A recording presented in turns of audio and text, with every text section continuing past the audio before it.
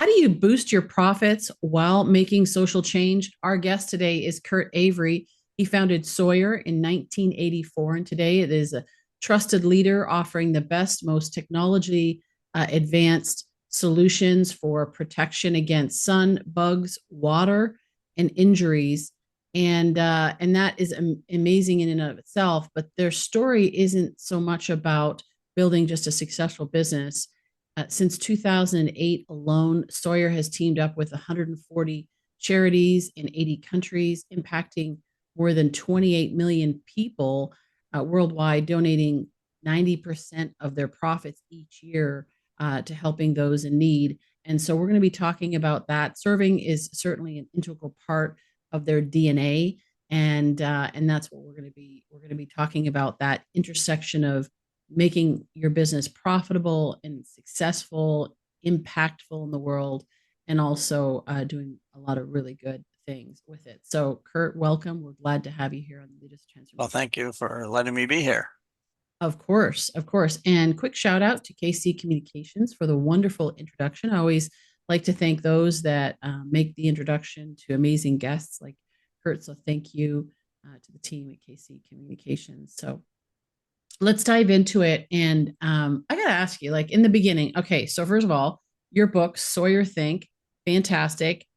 I've read a lot of books and a lot of business books and, the tactical books and so forth. This has got to be one of the best books in terms of just diving in. There's no fluff. You do have stories in there. So it's engaging and inspiring, but it's a deep dive into how to build a successful business and really disrupt markets, change the world while you're doing it. Did you imagine when you were starting Sawyer that it would become what it is today?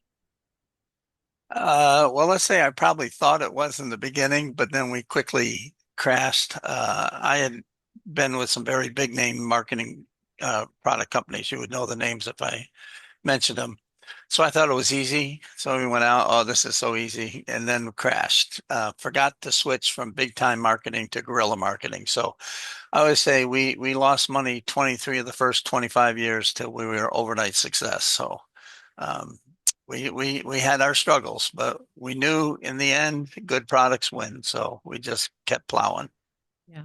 Well, and that there's a important lesson there for entrepreneurs because a lot of times, entrepreneurs think they have the next greatest thing, and then they think it's going to be super easy. I mean, I know myself too. It's like, okay, I got started in business when I was in my teens, and I'm like, okay, by the time I'm 18, by the time I'm 21, and it's like we're just gonna set this up and cruise, and it'll all work out smoothly, but it didn't.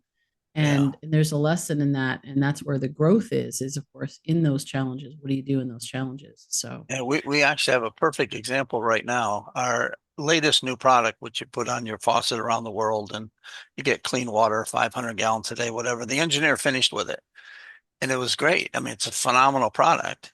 And then just last week he said, well, maybe we should let the patents go because nobody's using it. I said, John, you just invented the product. Now we have to teach people how to use it. I mean, they don't know how to use it, how to clean it. One of the words in the mantras in the international disaster relief is you got to change behavior. So you can give them a product, but if they don't change behavior, they're not going to use the product. I mean, think of that like the Model T. You had to teach everybody what a car was first. So we just got started. Marketing is the study of human behavior and how to change human behavior. So I said, you just finished with a product 6 months ago. We got to now teach everybody how to use it in 100 languages. So we're just getting started actually on yeah, that product. So it's going to take a while. yeah, talk about that because you were in marketing before and you mentioned about it being the study of human behavior. What are some of the things that are important to understand about human behavior, because it changes over time and you've seen that? Yeah. Well, one of the lessons that I'm really big on is called creative destruction. Everything changes. It changes because of laws, it changes because of technology, or it changes because of the culture. So we dive in, and so we watch every generation. Millennials are not Gen Zs. Gen Zs are not the alphas that are coming up, but we change our messages, we change our products constantly. I mean, look how fast the market goes from Instagram to Facebook to TikTok. I mean, it goes. I mean, you can you can explode one of those in a matter of months. Yeah. So you have to stay on why are people doing what they're doing? Understand how they think. We spend a lot of time understanding how the generations think, and they all think differently. And now in our side, we even got the boomers coming back in because now the kids are out of the nest and they're ready to go hiking again and be outdoors. So we have to stay on top of their buying habit. I mean, look how fast Amazon came from nowhere to being the dominant retail network. So Yeah. uh, we exploded. We're very big on Amazon, but I remember one of our distributors said, well, what are you going to do when Amazon goes out of business? I said, well, you're not quite getting the picture here. They are meeting what the consumer wants to do. They Yeah. don't want to go to the store. So you have to watch, you have to look at all that stuff because everything destroys, everything creates. It's always going to change. Be 3 to 5 years ahead of everybody else, figuring out what we call unintended consequences. They're only unintended if you didn't think them through. They should not be a surprise to you if you thought through human behavior and how it's going to be 3, 5 years from now. There are no unintended consequences if you're on the ball. Yeah, and I actually glad you mentioned that because that was one of my favorite chapters when we talked about that and the idea that everything creates and destroys and those unintended consequences. When we look at AI, thinking 3 to 5 years out, Mhm. AI obviously is already a force to be reckoned with, if you will. Now, how do you see that? Because you've been thinking about it. You've been talking to your team about that. How do you Yeah. see it impacting your business and or just business in general going forward that maybe other people are not thinking about yet? Yeah, you have to think of AI as nothing more than the massive collection, rapidly collection of information. AI will only make decisions if you let it make decisions, but it's not going to make the big decisions. The doctor's still going to decide, but AI will give them more information than they've ever had before and give them clues. So you're going to see it core out the data collectors. So you have people in every company who's in charge of doing the analytics for the data. You're not going to replace the really educated high people making the final decisions, and you're not going to replace the DoorDash people and the line workers. I mean, robots to extent, but it's going to carve out the middle ones. So a lot of these people that are middle management now, who are the data collectors presenting information to the decision makers, they're not going to be needed.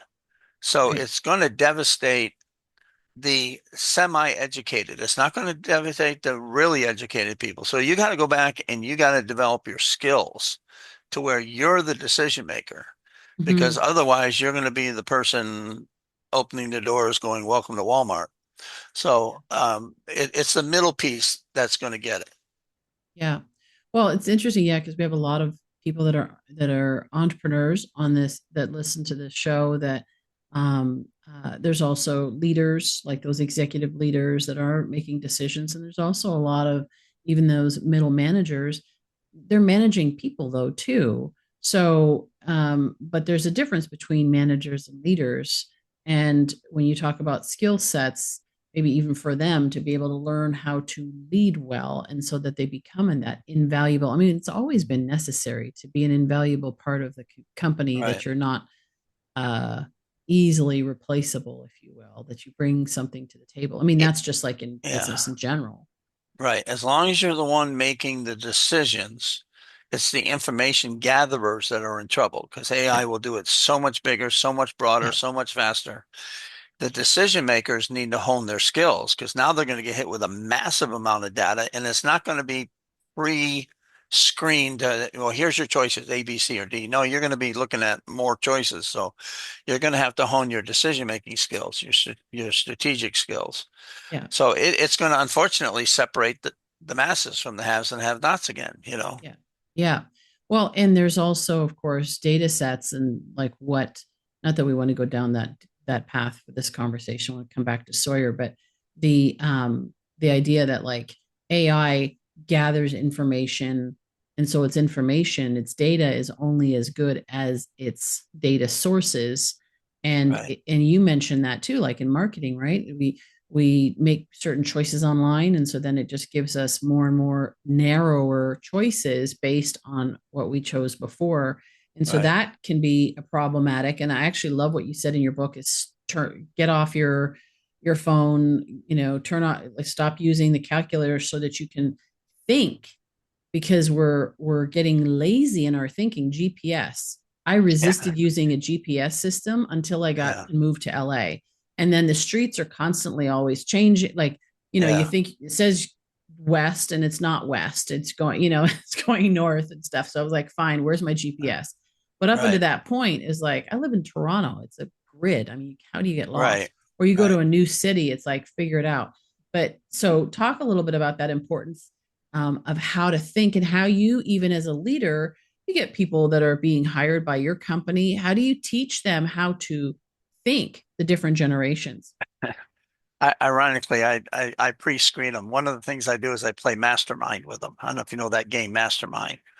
I Yeah, it's want to been a long see time. how their I want to see how their logic is. Can they Mm, make decisions? Can they take information and A not B plus can they cognitively walk themselves through the logic of getting to a conclusion with lots of options? So I make them play I make them play mastermind just to know make sure. Now that not everybody has to be like that. Okay, you need other people in the company. I mean, sure. but I just want to know, where are they? I also go by where they played sports. Are Mm, they an individual contributor like they were in golf or tennis, or are they a team person? If they were a team person, take soccer. The forwards are happy to make mistakes because if they shoot 10 times and one goes in, their name's in the paper. Midfielders see the whole thing. Defenders are too afraid to take a chance because they can't make a mistake. So mm, what sport in basketball, where were you? Were you the point guard that saw the whole thing? So depending on how you think, you kind of bring that to your sports too. So I go through that where they played, and I just want to know how people think. Now, not a, I don't. It depends on the job. I mean, there's room for the people too. I mean, yeah, with customer relations and all that. They don't need to be deep thinkers. They need to know how to work with people and be friends and all that. And so I got to get in their head. I got to see how they think, what their skills are. Everybody has skills. God's created everybody different. God forbid we're all accountants. So we're all different, and you got a place. I just want to know where it is so I don't yeah, misfire. yeah. Well, and this is a skill, talking about thinking is a skill that needs to be developed one way or Yeah, the other. And even like working with people, I mean, how do you navigate working with understanding human behavior, how you work with different people in different contexts? And it's interesting, that reminds me of years ago, identifying somebody that would replace me in a specific role. And that's like, she had less experience compared to some of the others that had all these certifications. But one of the things that struck me when I interviewed her is she said, well, I worked in retail and I got to know a lot of different people and work with a lot of different, personality types and be able to handle them. And I went, bingo, that's what I'm looking for. The fact definitely. that you've got all these, these degrees, great, or whatever, that's great. But that's, without this, you can teach the rest of it. That is something that takes longer to learn. Yeah, that's why I don't like people to just Google it because you're just going to get somebody's opinion. I always say, I use the example of the Civil War. Give me 5 reasons we fought the Civil War, not one. Give me five. Nobody can Mm, get to five. There are five, but you can't get there because you've been Google it. You're going to get one, or right. two. So It's good. I encourage them to think. Yeah, that's good.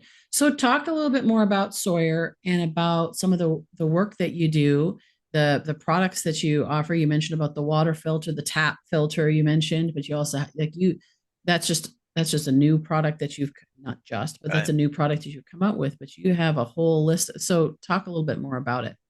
Well, we do very advanced insect repellents. Everybody uses DEET. We're moving into the picaridin, which is better and less aggressive. It's not going to, ruin your watches and all that kind of stuff. So we're always on the cutting edge. We do fabric treatments where we put the repellent on the clothes, it dries, and the bugs leave you alone. military goes nowhere without Sawyer. We treat the uniform, we treat the skin.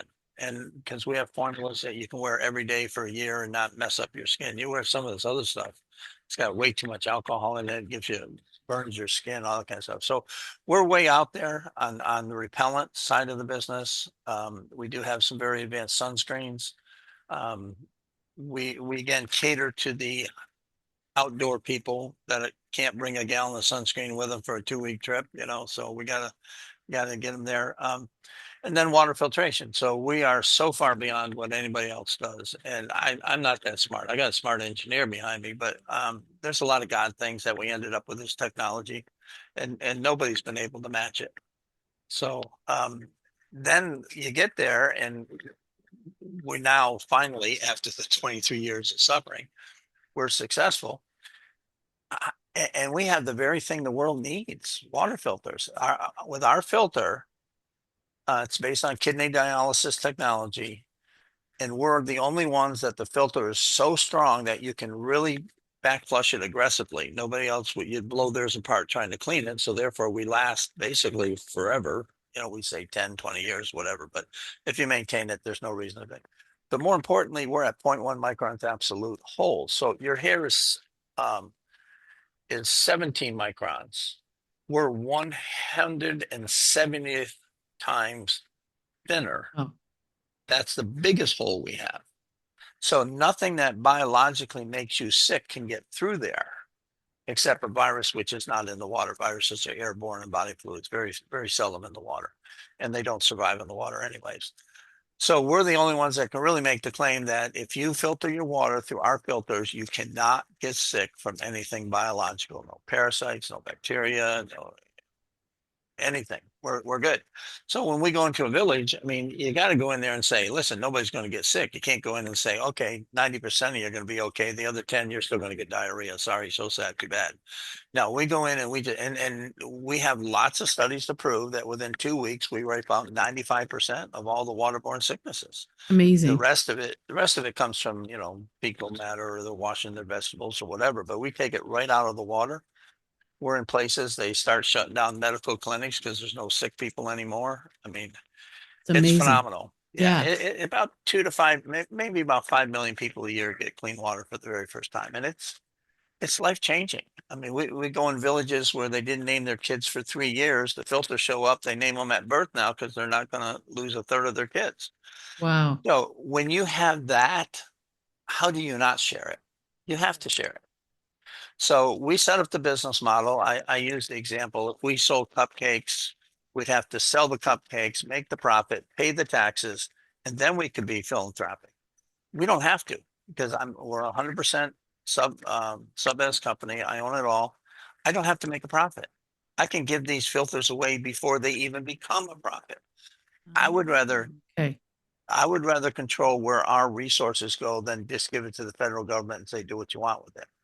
So we have the ability to write it off before it even we give away more than 90% of our profit. It's just not hard. It's hard to explain, but we give it away so it doesn't even become a profit. And Yeah. that's the really That's cool part. So the yeah. book is showed how can we make your business more profitable? And now that you're more profitable, how can you be more philanthropic locally and international, whatever? I mean, plumbers can plumb houses and bakers can, set up food banks. I mean, there's always something you could do if we can help you make your business more profitable and Mhm. show you how to avoid taxes legally Mhm. by doing this pre-tax, doing your charity work pre-tax. Yeah. Interesting. We have a lot of service oriented people listening, entrepreneurs like knowledge base and so forth. In terms of how do you think that would apply to them? I mean, in terms of writing off their service in kind, that kind of thing. Well, I didn't think we were going to talk about this, so I don't know. here we Think, go. here we You go. never know Yeah, where you're going, right? yeah, It's no, like, I just think it would be very interesting because I can hear people going, okay, well, how does that apply to my business? well, there's several things. First of all, you can always donate your services, but there's also internationally what's called BAM, Business as Ministries. So you can go down and teach them how to be accountants. You can go down and teach them how to run a factory. So these emerging economies need the technical expertise, which is just natural to you. Hmm. So the rule of thumb is, don't go down and tell them how to do it till you've been there 3 times and understand their culture. But Yes. they need accountants. They need people who fix machines. They need people who can make decisions. I know somebody who's down there and he's built a whole um, photoshopping thing where they can literally do real estate photoshopping in Michigan, but they're doing it in Nairobi because all the skills are transferable. And now we have the internet. So there's a lot of things you can do with your skills are needed in emerging economies. Hmm. So you can do that. There's always like it's like they say, if there's a will, there's a way Yeah. to do it. Yeah. So what's your favorite example of Sawyer Think? What I do, the one chapter in the book there's two in the book that really set you apart. One is decision making, decision matrix. Usually when you're making a decision, you're hung up on one or two variables and you're not thinking through all the rest of the things that end up being unintended consequences because you haven't thought about them. So in the matrix, we walk you through it and we say at least 10, some maybe 20. When our kids picked college, we had 20 variables and it shows you how to rate them. So the value of that is you uncover the things that you're not thinking about right now. Hmm. There's always 10 variables to a decision at least, Hmm. but you're hung up on the top two. So we're going to force you to uncover those unintended consequences, which actually can add up to flip a decision. You Hmm. see it, seeing ahead. The other one is what I call math trap. And in business, there's core decisions that you get to make. I worked under the auspices of Jack Welch of GE. Now, how did he make decisions on a napkin? It's because he knew what was important and what wasn't important. So if you're number four in the industry, does it really matter whether you have a 12% market share or a 15% market share? No, it doesn't matter. Your decision is going to be the same. So don't spend too much time trying to figure out whether it's 12 or 15. You know your range, you know your decision is going to be the same. The number three in the industry doesn't have to have all the serve the whole entire market bell curve and the whole thing. You can find niches. So that's math trap. You don't need to get hung up on the data too long to make what will end up being the same decision. And you Hmm. go quick. I mean, that's where in business I was making decisions like that because I understood the math was put you in a certain range and that's all you needed to know. So you could go very quickly. So that's in there. We'll give you some examples of that. The other one that surprises everybody is profits are in the denominator, not the numerator. Talk about So that. yeah, so think of like Walmart. I give examples in our industry, retailers and Gimroy's and that kind of thing. But think of why Walmart was so successful. They got rid of the denominator. They Hmm. sell their product they turn it 42 times. They paid the baker long before, you know, long after you've already taken it out of the store and given them the money. So they had zero investment in it. Hmm. So when they could, if they could open a store for basically free because they don't have to carry the cost of the inventory because they turn it so fast, Hmm. that's where the profits are. The margins are set. People are only going to pay so much for a product. Yeah. You can't squeeze the margins, but you can reduce the investment by turning it and being smarter. So I give the example if we got two plumbers, one can open a business for 100,000 in inventory, the other for 50. The person with 50's got the same margins, but he's got two stores for the same 50. Hmm. So his 100 gives him two sources of income. The margins are the same, but the investment has been cut in half. So profits are made in the denominator. That's more important to think about your investment than your margins. It's really hard to raise your margins because people are going to pay what they pay.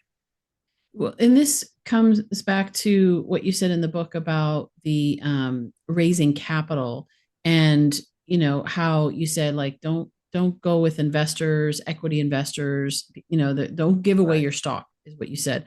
Don't give away your stock. Hold on to it. You mentioned about vendors, and I look at like Walmart. That's what Sam Walton did, right? And so he makes, I mean, the company now makes a lot of money between the time when they sell the product and they pay it out. There's a delay. Was it 45 days, 60 days, something Hell, they're like that? 120 with us, but yeah. They're 120. So Yeah. yes. So they're in that time, they have that which I money did. that, I didn't have to. I did that because I can borrow reasonably cheap compared to the margins.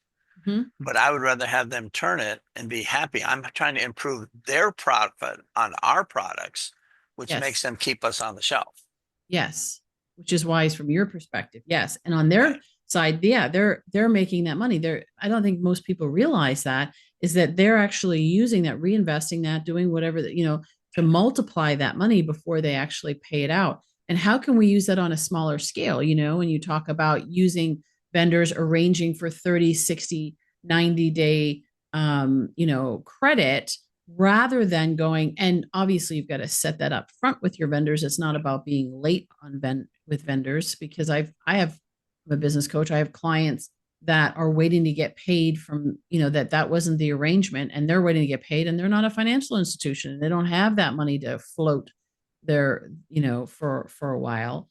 And so they're on the other side of that. Yeah. So, Well, talk a little bit about that okay, you got strategy. two lessons in that. First of all, Mhm. on the Walmart one, people forget 20, 30 years ago, they really struggled should they get in the grocery business because grocery margins are really small versus Mhm. selling TVs on the merchandise side of the business. And they were afraid their stock was going to take a big hit because the margins were going down. But then they realized you sell all your groceries before you pay for it. So it's an infinite return. Even if the margin is small, the investment is virtually zero. Yeah. But it took them a long time because they were afraid the market wouldn't understand margins versus turns. And now look where they are in the grocery business. Yeah. On our side of it, customers are hard to find. So we have good vendor partners, people who give us supply us, love us. They love the mission, but they also know we will pay. I've never not paid a bill ever, ever. Mhm. Even when we were struggling, I've always paid bills. Not on time, but if I was late, I would give them a little interest or whatever. But it's hard to find customers. They're not going to give up a customers, but analyze their margins. Okay. So let's say they're selling you a widget and they make a 50% margin Mhm. and you ask for an extra 30 days. What's that cost to them? They're borrowing, even if they're borrowing at 6%, that's a half a percent. So instead of making 50, they're making 49.5. You don't think they would take that deal versus zero by not selling you at all? Mhm. So you can reason with your vendors to say, I'm going to pay you in 120 days and it's going to cost you 2%, but you're making 50. If I don't sell at all, you won't make that. Now you're going to make 48 instead of 50. But if I don't buy it from you, you don't even get the 48. Right. So you have to walk them through the math because usually the behind the salesperson is somebody in the finance department. And, it depends on whether they can get capital or not get capital. The other part of starting a business, why I say don't give up your stock, it's not good for the investor either. So you can give them some decision making, but don't give it to them in voting stock. Always do it with a loan because here's how the taxes work. If they own stock, you have to make the profit, government takes a chunk. You give them a dividend, government takes a chunk. Mhm. So they've lost two chunks of your profit before it gets to where they can go buy a new car. But if you give them a loan and they give you a loan, you pay interest, Mhm. that's tax deductible to them. So they're only going to get hit once. Mhm. And then when you pay back the loan, there's no capital gain. So they'll get their money back. So it's cheaper for an investor to give you loans than take your stock. It's Mhm. better for you to keep control. You can give them decision making. That's up to you. It's a relational thing. Or you could put them on the board or whatever, but it's not even in their best interest to have stock Yeah. financially. Yeah. So where did you come up with like some of these things? Obviously, knowing math, understanding rather than just leaving it to someone else to do it, understanding how things work. But you mentioned earlier, and I know faith is a really big part of who you are, and it's built into the fabric of Sawyer. Um, uh, how much of that was just like revelation, or how much of that was just being in the numbers? where did that come from? Where you kind of just started to think Yeah. differently and Well, discover I'm some a of these little wired. insights? Yeah, I'm a little wired that different. I'm so far outside the box, I don't even know where the box is anymore, so Hmm. I'm different. Um, so part of it was wired, but I did what I tell you to do. I put the phone down and I Hmm. just sit there and think these Hmm. things through, think through the math. I mean, the math is the math, but if you take time to think it through and put it into practice, so it's a lot of, well, I am wired that way, but also I have a very big God, so I don't let anybody tell me we can't do anything. I mean, 20 years ago, half the world died of bad water and mosquito bites, and I said, okay, let's go fix that. We got the advanced insect repellents. We've done the mosquito nets that kids sleep in or under. We invented the whole treated mosquito net thing. And then we got the world-class water filter. So let's go do it. I said, yeah, we'll do it. We meaning him, not me, because I'm not quite that smart. But he really blessed that. I mean, we are so close to doing 50 million people a year, not 5 million people a year. We just got we now have QR codes on these filters, so you can just take your phone. Well, you can go to animated videos in whatever language you want to listen in, and we'll show you how to install it, how to maintain it, any other problems. We do WhatsApp now, so we can actually communicate with you. Did you remember to do your filter, clean your filter today? Are you having any issues? Get a hold of us. Do you need things? So we don't just have the filter, we have the whole package because we got, Hmm. it's not just the product, it's the whole thing. And we've done a lot of GIS. We're really advanced in GIS, so we can prove to you what we did. A lot of these studies are published. They're on our website. They're published in medical journals, peer Hmm. reviewed. So, we prove that we can do what we say we can do. And so now we're ready. We're ready. And ironically, some people with big money are finally showing up because we can show them the ROI on their investment. We're down now where even our most inefficient product is $1.48 per person per year of water, or another one is 37 cents. This new Wow. tap filter, when you put it on there, I mean, you get 500 gallons a day for the rest of your life. I mean, that's, one-time investment of 10 or 20 cents for 20 years of clean water per person. Amazing. So it's taken a while to get there, but all the pieces literally in the last month or so have fallen into place. So it's now we're entertaining the billionaires to say, okay, we can prove you the ROI. Are you ready to change the world? Amazing. That So, is but we had just, to work at it. It yeah. took 10 years to get here and Yeah. millions of dollars of investing in the technology. And thinking differently and Yeah. finding the right people. And how would you describe your leadership style in your company and how you like you obviously must have an amazing team that you work with. I have an incredible team. First of all, I get the best of the best. We have good margins, so I'm willing to pay top dollar. But how would you not want to work for a company that's doing what we're doing? Okay, so they're all in on the mission. I'm a big delegator. I I I well, I used to be everything. We started this company in probably the room not bigger than what you were, and I was everything. I was making the product, shipping the product, whatever. But we're pretty significant now. I delegate. I got good people. You decide. My job is to keep pushing the boundaries, think of the vision, that kind of thing, and teach them to do the same thing. So, that's my role now. I got it pretty easy. I am so loaded with talent. It's not hard to recruit good talent when you're doing what we're doing. Yeah.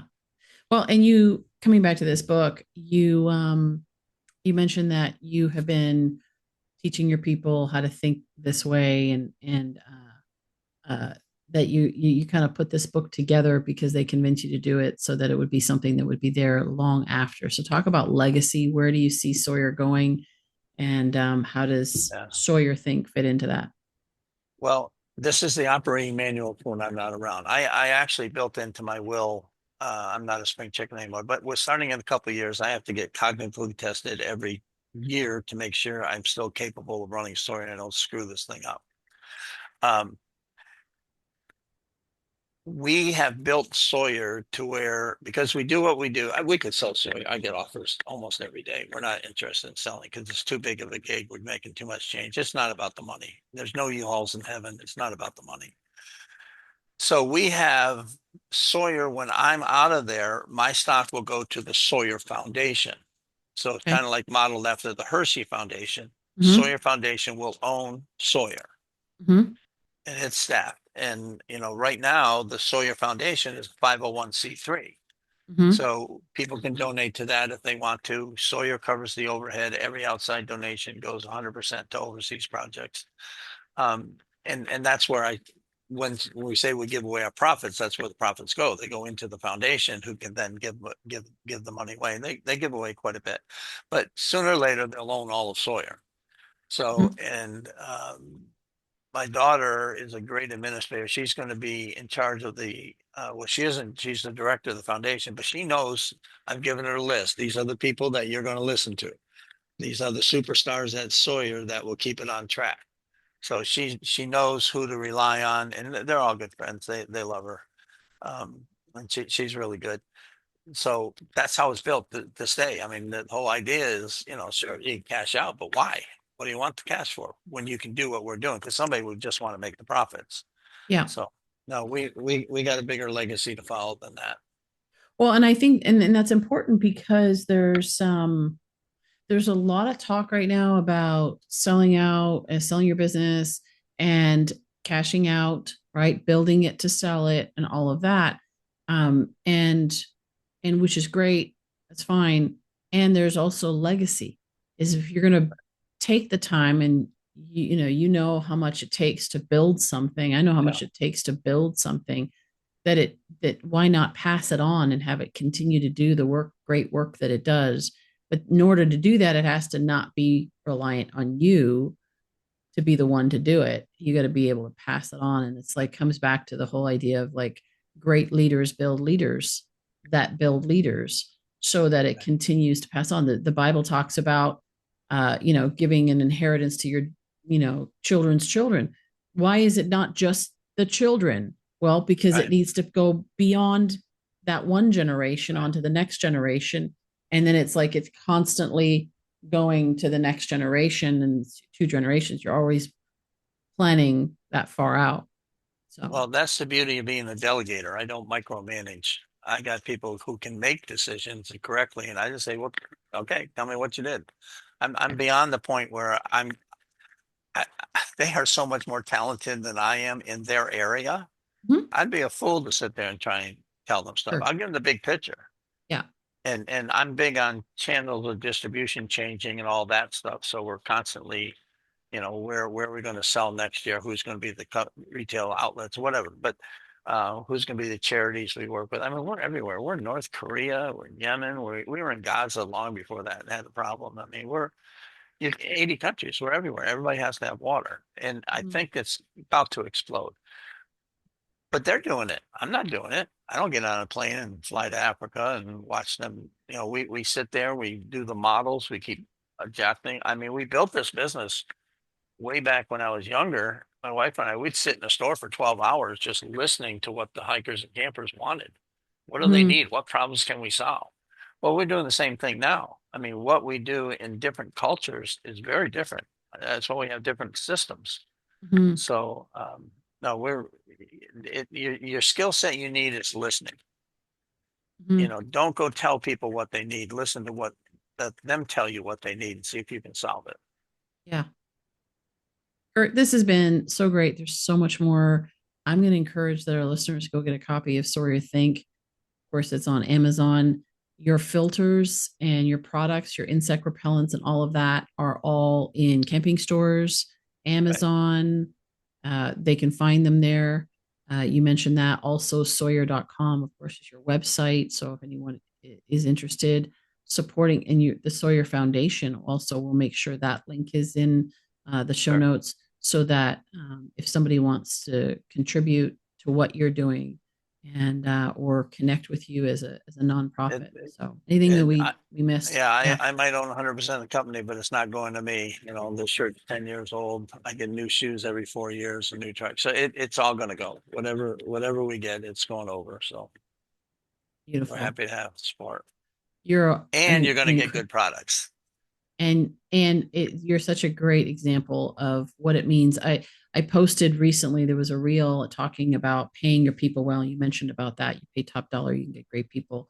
And I had some comments of people saying, well, good luck. That's been since the idea has been around since the beginning of time, but nobody does it. People don't get paid well and so Um, forth. But you're doing things, you're understanding the big picture, and you're that example of when you do this, like I say, when you do business God's way, yeah. you prosper and others prosper as well. It's a win-win-win all around where everyone thrives. Whenever we get audited, Boy Scouts, Walmart, or whatever, they come through the building, they go, "This is the happiest set of workers they've ever seen." We treat them well. We sit down, have meals together. Like right now, when this is over, I'll go sit and have meals with everybody in the factory. We all eat together twice a week.